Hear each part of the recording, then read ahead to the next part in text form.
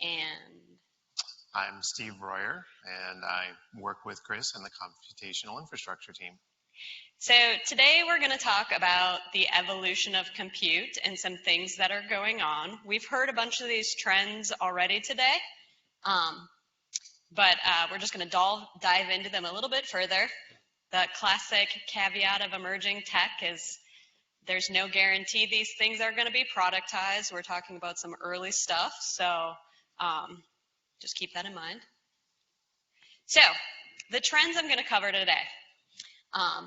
The rise of some alternative architectures and what we're seeing in that space. Hardware disaggregation, and then what that means for software with composable infrastructure, and specifically specialized hardware accelerators beyond just GPUs, and then edge computing as well. And really, all three of these trends kind of overlap and work together. So it's not like a clear differentiation that we're going to go through one and then the other. They're all kind of intermixed. So when we're talking about alternative architectures, one that is really rapidly expanding is ARM. Now, ARM isn't new. If you have a cell phone in your pocket, if you have some small embedded devices, they probably have ARM in them. There is billions of ARM chips that are shipped, right? But it's growing more and more into the data center and into products that people are using as part of their core enterprise infrastructure. Almost every day we're seeing new announcements in the news. Hyperscalers are offering more and more ARM instances. Yes, AWS has been doing it for a while, but you've seen announcements from Azure and others recently where they're also offering ARM instances. We're having more companies come out with servers that have ARM processors in them. Laptops, Apple M1 Max, and I believe Lenovo has also announced something. Like there is just more and more going on. But then edge devices. Edge devices aren't just ARM, right? There are plenty of Intel and AMD and other edge devices as well, right? But ARM is also a big player in this space. And then specialized hardware.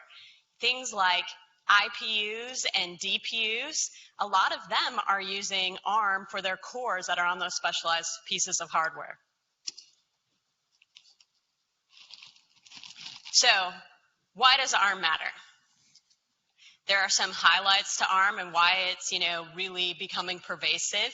Things like a lot of times from the get-go, it has been designed to be energy efficient, but still performant. It has a large and growing ecosystem, and it's becoming pervasive in a bunch of these spaces. So why are we investing? Okay, we talked about the hyperscalers. A lot of new instances in cloud are being deployed on ARM. Some of that is because TOC savings. Some of that is because of the unique hardware that's being offered on those instances. Edge is a growing massive space.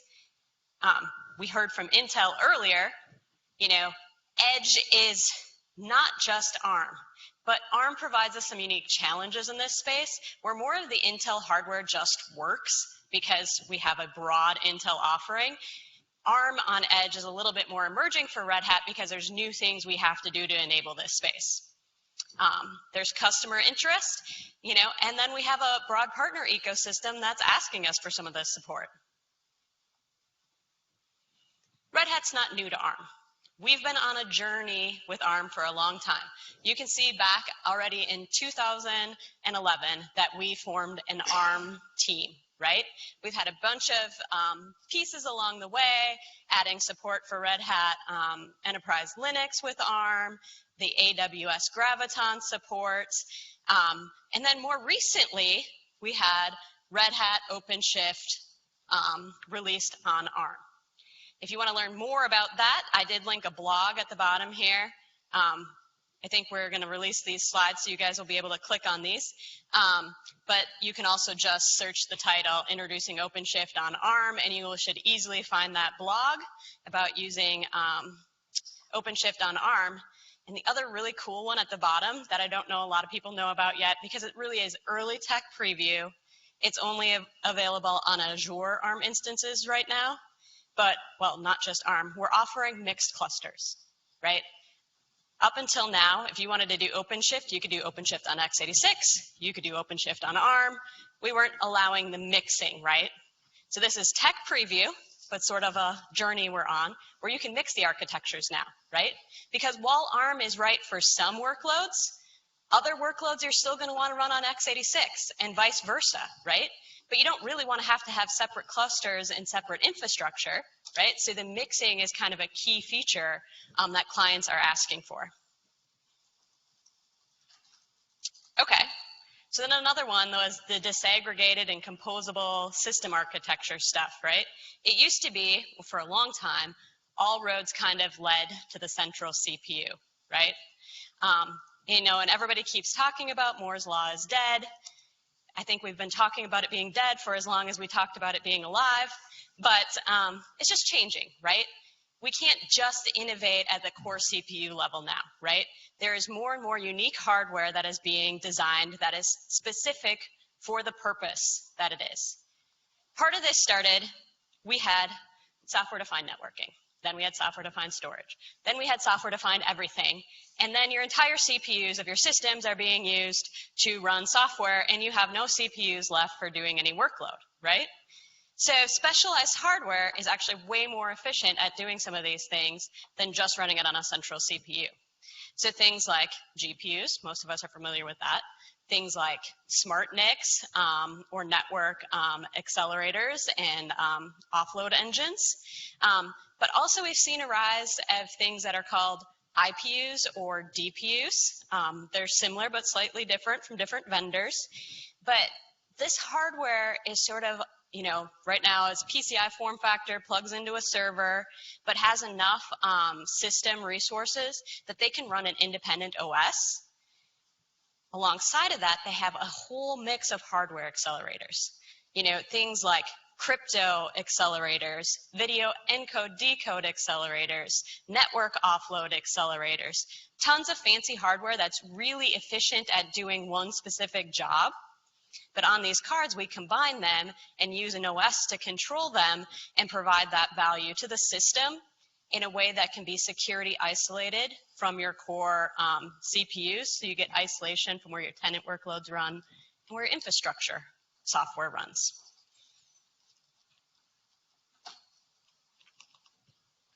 So what were some of the challenges of centralized computing, right? Some of the challenges are latency. You know, if you have to send all of your data back to your core data center, back to cloud to get any results from that, a lot of times you're not getting an answer quickly enough to react to that, right? It's one of the drivers that, you know, Frank talked about as well for edge computing. You know, bandwidth restrictions. You don't always have an environment where you can push massive amounts of data back to a cloud, right? For instance, you're a retail store, and you have 100 video streams in your store. At any point in time, there might be a couple of interesting things happening in your store, but probably not in all of those video streams is there something you want to make a business decision on at every moment. But sending all of those video streams back through your network, back to your cloud, is super inefficient. It's way more efficient if you can process those video streams on site, make a decision, have a business action, or at the very least, decide whether that video is actually important to you to keep and store and send back or not, right? There's also a data security issue. For a lot of customer data, customers don't want it leaving their site. Like if you push it out to some random cloud out there, do you know for sure that nobody is intercepting it along the way? If there's a bunch of hops, how is it being secured? You know, could somebody get access to that cloud via vulnerability and now release all of your customer data? We know this has happened. There have been huge headlines around this happening, right? I don't know, I get emails all the time from different services that I've signed up for, like, your credit card number has been found out on the dark web. Well, that sucks. I don't even know how it got there, but it keeps getting there. Right? But like, Who wants to deal with that every other day? I don't. But I think I've replaced one of my credit cards 4 times in the last 2 years because it's been breached, you know? It's a big concern. You also have disconnected environments. You don't always, have a connection. If you're driving your vehicle around, you have, spots. You go through a valley. Now, I don't have cell phone service. If you didn't have cell phone service and your car was using 5G to decide whether or not, it needs to turn or not, if it's a self-driving car, I don't really want it to decide not to turn because it lost its cell phone connectivity, right? So you need to be able to process and make decisions on a device without having a connection at some points. And data management, we kind of talked about that, like knowing when and making decisions about what data to keep and what data to discard, because it's expensive to store all your data. So this is pushing us further and further out to the edge, right? Edge computing's not new, but edge computing is getting to be on smaller and smaller devices that are in more and more remote locations. Things like 5G are enabling this, and this trend is just continuing to accelerate. If we look at what Red Hat has traditionally addressed for edge, right? Frank showed kind of a version of this picture, but if you see where the red line is, that's kind of where we've focused in the past, up to the edge server or the gateway, back through, telco and provider edge and back all the way to core data center. That's a pretty good story. But as I said, factors are pushing us further to the edge. So we really need to go that next level, to the device, to the sensors, to things like this piece of hardware on the table here that's a little edge device connected to a camera that can do edge-based AI. When we're talking about ARM versions of that technology, we have some unique challenges within our Red Hat products that we're now trying to address, right? For ARM, we have really only ever supported system-ready SR levels of devices, right? Those are basically devices that are full servers, right? So I told you we had an ARM journey that we've been on, and we had Red Hat Linux for those devices, but only at full servers, right? So now we're trying to expand into the ES and IR tiers of devices because that's where the edge market lives, right? So there are some new capabilities that, we're having to add into our operating system. Things like being able to boot using device tree versus ACPI, right? That might not mean something to everybody, but what it really means is that we're expanding our ARM device support to get out into these further tiers, And you heard from Frank about microshift and stuff. So it's not just about the OS, but about more of our product portfolio being able to fit and address these small devices. Some examples here, things like edge gateways, edge endpoints, and embedded boards that get built into things like robots and healthcare systems, and construction vehicles, right? Some of the stuff we talked about earlier today with like the Intel industrial edge push that we're doing, right? These devices are sometimes just boards that are built into bigger machines, right? And we really believe this is going to get to be a bigger and bigger marketplace, right? Almost every business could get more value out of their customers, out of their data, out of everything that's going on if they could understand more about what's going on at their edges, right? If you can use AI to process things going on there, you don't have to have a human there telling you what's going on. The AI can get those insights for you. It's way more efficient. Think of a case where you have a bunch of video cameras for a security use case, right? If you have to have a person watching all of those streams to determine when something happens on them, he can only watch, a handful of cameras at a time, and he might maybe catch if there's something that happens on one of them.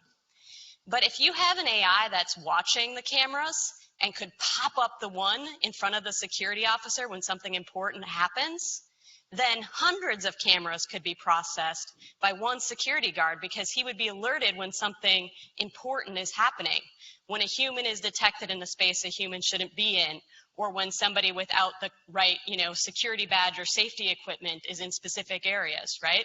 So it just makes it way more efficient for customers doing things to be able to use their human resources that they have more efficiently because they're aided by AI.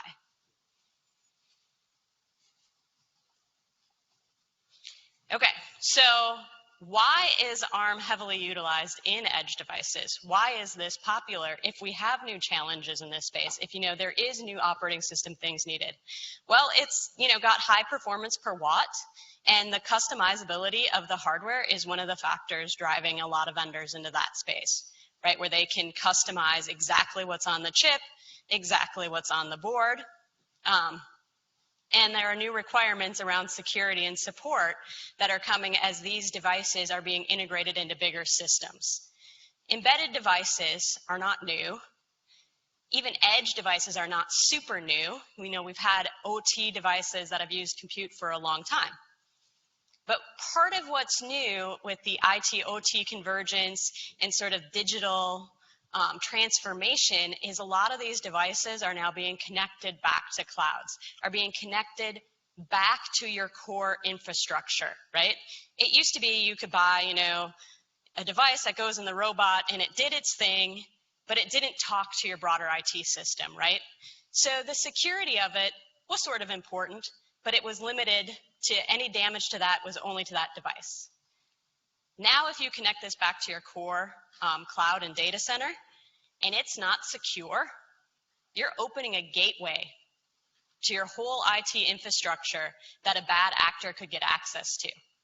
So that's why it's so important that even these little devices be secure, right?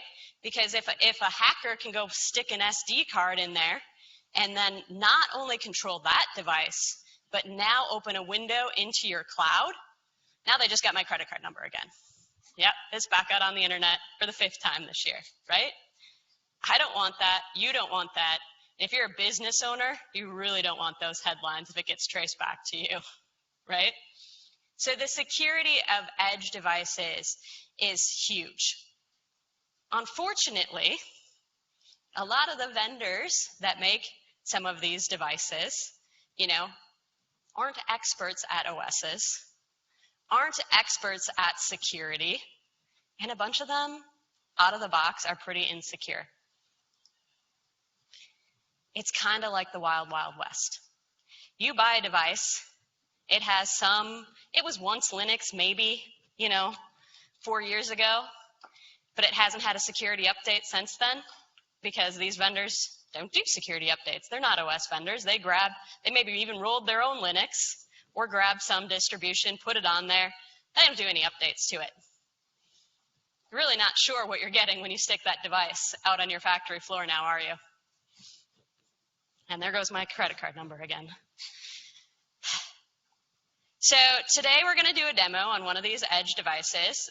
The one that we have here today is a Jetson device made by Nvidia. Just an example, like I said, we're doing this with multiple vendors. It's not the only one we're working with.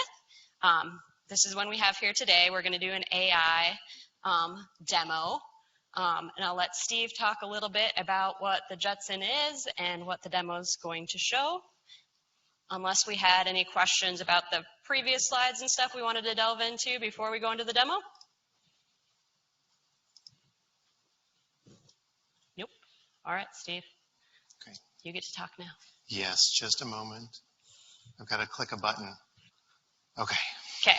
So you still want the slides up for another second? Okay. So Nvidia Jetson, there's multiple versions of the Jetson out there depending on what kind of workload you're going to run. So they have smaller ones, they have bigger ones. They're intended to be used in sort of custom hardware solutions for the most part. So you could see putting it in robotics, you could see putting it in industrial systems devices, and you can run your workload. So they've got generally a lower powered one and a higher powered one in each of these categories, so that if you need more cores, more GPU power, you can get that. Or if you really need that low power solution for your space, maybe you're running it on a satellite and you want that satellite to consume as little power as possible so it has as long a life as possible, right? Then you might really want to run on that lower power one. Do you have the button? Is there another slide, please? Yeah.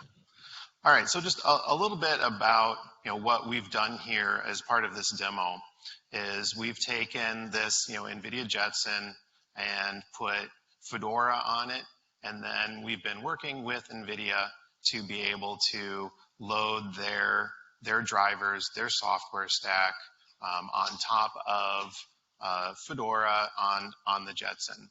And another key piece there is making sure that it works with containers so that you can develop your application, put it in a container just like you normally would, and be able to deploy it here and have it consume the special resources that this edge device provides. And so this works with Podman, it works with Microshift, and you can directly use, if you have your application as a CUDA application or whatever, you can directly access the libraries without using a container as well. All right. Any questions? The demo takes a little time to warm up. Unfortunately, it took us a really long time to get the device powered on. So the warm-up period's still going through it. Yes, live demo. So and it's tipping over, so that's okay. Going to go well. I think we're ready to switch the feed to the demo window. Yes, Steve? Mm-hmm. So we can switch that over. So maybe while you're waiting for it, you can just talk a little bit about what you're showing. So what we have here, and hopefully, it remembered to zoom in. So what we have here is a Jupyter notebook. This Jupyter notebook is running in a container on the Jetson natively. So this display that you're seeing here on the screen is actually the HDMI output from the device itself. So this is running natively on the device. And so we've got the Jupyter notebook displaying out onto the physical device from inside the container. This Jupyter notebook is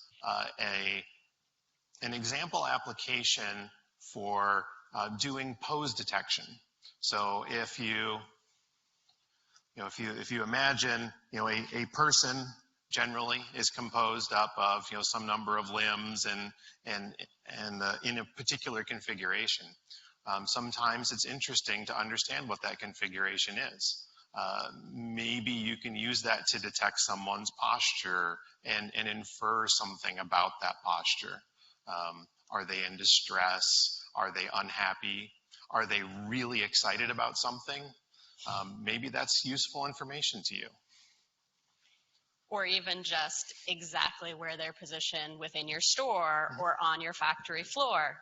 Those are potentially interesting things that you could know about a human body's position. Yeah, so this Jupyter notebook is loading up a model and taking that model. It's a PyTorch model. It then takes that model, loads it in through Torch to TRT so that it can convert it to a TensorRT model. And that, unfortunately, is the long running part here, is that conversion. Once it does that, it's going to run this model. So you can see here in this cell where it says that the model that it's using is ResNet. If you're familiar with that, that is a video processing model, an image processing model. It runs at 224 by 224 resolution, which is relatively small. But you'll see once it's up and running, that's good enough to be able to figure out the skeletal position. All right, Steve, if you're still waiting, I'm going to make a plug separate from his demo. Earlier today, we were talking about some open source communities, and the OPI project did get brought up. I talked a little bit about DPUs and IPUs, but this is a project that my team's highly involved in, and we helped start. We have a bunch of other members throughout the industry, partners like Intel, Nvidia, Marvell, a bunch of telco customers are involved. Companies like F5 and Tencent are all members of this community. And the OPI community is really about building a common and standard way to interact with DPUs and IPUs and be able to grow that ecosystem in a way that's really going to help. Oh, your demo is working now. Yes. I'm upside down, though, on your demo.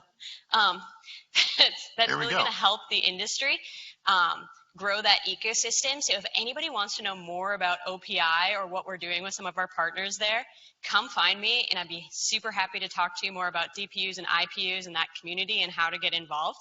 But now our demo is live. So now we get to do the fun part where I get to make different body positions. So it was suggested earlier that YMCA might work. So if you can see the video, you can see it, being able to detect where my body is, what it's doing, in live. Like, this is legit. I'm not faking this, guys. I know. You guys think like I memorized these great dance moves, but no. This is really live. And this is just a USB camera plugged into this small device, and it's running an AI model. Now, this is, one example AI model, but there's tons of applications for video analytics that you can do at the edge, You could, instead of it knowing where I am, you could know where certain parts are. You could know where different pieces, of your production line are and where they're going, detect, when you have apples falling off your conveyor belt onto the floor. Things like that, right? There's all kinds of applications, self-driving videos, all sorts of things. All of those can be run with a Jupyter notebook on a small device, and you get that insight where it is happening, So it's super, super cool, actually, to be able to, run some of these demos and stuff. When we're done here, anybody who wants to come up and do YMCA in front of the camera and just see your own self being detected here, we'll leave it up for a while if anybody wants to come interact with it. Do you want to explain more what you're doing, Steve? Yeah. So I just want to show that, not only video is applicable here, right? So we have the ability on this device to run a variety of AI models. They don't all have to be video. So one of the things I'm going to run here is, this is a TensorRT model that goes out and evaluates a set of MNIST models for doing, it's kind of like handwriting recognition, but it's specifically for digits, so 0 through 9. This is something that can work, with video potentially, but it's more, here is an image, process this and figure out what digit this is. So as you can see here, there's a number of GPU layers. So it's running all of the layers of the model on the GPU. And then it will take up some example sort of ASCII art versions of digits and then try and figure out what they are. So one of the interesting things about these edge devices is, a lot of us think, GPU is sort of the pinnacle. That's where you run all of your AI. But we're starting to see additional accelerators beyond the GPU. And this device has some of those additional accelerators where it might actually take some of those GPU layers and run them instead on this other accelerator. And so it can say, oh, the things that it can do really well on this other accelerator, it'll offload those from the GPU now. Mm-hmm. But as you can see, here's an example. There's a number 9, and it correctly detected it with high confidence that was number 9. You can imagine use cases like this. When I get there a was check a number now, 7. I don't go to the bank with my check anymore. I take a picture of it, and it, processes it. No matter how bad my handwriting seems to be, it knows. It's usually pretty good at detecting what number, is on the check and stuff. Obviously, you have to check it. Or like our expense reports. We have the Concur app where we can take pictures of our receipts, and regardless of how bad my scribble was for my total, it usually does a pretty good job of knowing, what numbers I wrote there. This is all, AI use cases that are integrated. We're all using every day, right? But there's so many more ways that businesses could take advantage of AI to gain insights, right? So just real briefly, this is the same test case, but run using this other accelerator that they call DLA. And so where before there were like 9 layers running on the GPU, now there's 3 layers running on the GPU, and the rest is run on this other accelerator. And you'll see it's actually processing it quite a bit faster. Right, and that's where I talked about at the beginning, when people say accelerators, a lot of people automatically think GPU, right? Even sometimes they only think Nvidia GPU. That's not true anymore. There are so many accelerators out on the market that are specialized for different use cases. Even within the GPU family, there's so many vendors, in this game making amazing hardware, right? And different ones are potentially better for different use cases. But it's not just GPUs. You have everything from TPUs to some of the awesome hardware that Intel, is putting out with some of their Habana offerings, AMD is doing stuff in this space. But it's not just GPUs. We're accelerating crypto. We're accelerating video encode and decode. We're accelerating, storage, right? And so the thing is, you can have great hardware, but great hardware needs good, reliable, and secure software. And that's where Red Hat can come in and help make sure that you can take advantage of all this cool hardware from all of these vendors in a way that's, you can rely on for your business, right? Whether it be with RHEL or OpenShift or, automation with Ansible to control all of this, So we have a huge portfolio, but it's growing every day in what we're doing. So if anybody wants to come, we can, I don't know, how hard is it to put back the video? I left it running. Oh, you left it running. Okay, Yes. So if anybody wants to come play with the AI model, you can come up. But questions from anybody?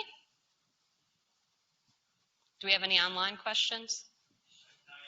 Okay. It's time for you to dance. I think you should come dance. I wonder how fast you have to move for it not to keep up. Not very fast. One of the things that's always interesting to me with AI models is they all have their limits. They're not magic. They can only do what they're taught. And Steve has told me if you get too close to this, it will try to force fit a skeleton. It'll detect I'm a person because it can see my face, but it'll try and force fit a skeleton. So I want to see, can we? Oh. It knows where my eyes are, but it's like, I don't know if you have legs. Yep. Oh, and the other interesting thing here is you'll notice, the background that we're kind of going up against appears to be red and kind of black, and it really fits almost exactly with her outfit. So I'm actually quite impressed that it's able to correctly detect that. That I'm a person? Yeah. Yep. I mean, if you think about it, it's got to be some distance from my eyes. It figures where my arms and my legs should be. Yeah, I don't know. It's pretty good, though. I'm curious, for a continual video feed like this, how often can you sample and run the model? Because it took a while for the model to run. Like, can you only do it once every 10 seconds? Well, so, this is processing, basically every frame continuously on the video. It took about 7 minutes or so for it to load the model itself and get it converted to a TensorRT model. You could imagine that if you were trying to productize this, you would pre-convert model so that, when you push out your container image that has the model in it, it'll be all ready to go. So your startup time should be much, much less. But then the container is running continuously, right? It's not stopping and restarting each frame.